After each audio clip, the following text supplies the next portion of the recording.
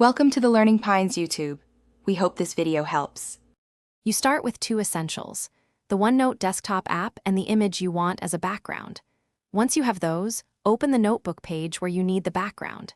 Next, go to Insert and choose Pictures, then select your file. Place the image roughly where you want it. Don't worry about exact sizing yet. You're doing this now because OneNote treats inserted images differently than page color, and the image must be on the page before you lock it as a background. Once the image is placed, resize and move it to cover the page area you want. This matters because OneNote locks the current image dimensions when set as a background.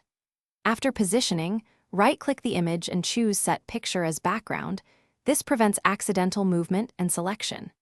Make sure any new notes are typed or drawn on top. If the image still overlays content, use Send to back or paste content after locking. This step makes the image behave like a true background layer. To finish, add text, ink, or shapes over the locked picture exactly as you would on any page. Content stays editable while the background remains fixed. If the image makes text hard to read, reduce opacity or increase contrast in an image editor, then reinsert and relock. If you cannot find Set Picture as background, make sure you're using OneNote 2016 or the desktop client. The UWP app lacks this feature. Restarting OneNote. Thanks for watching. Consider subscribing if we helped you.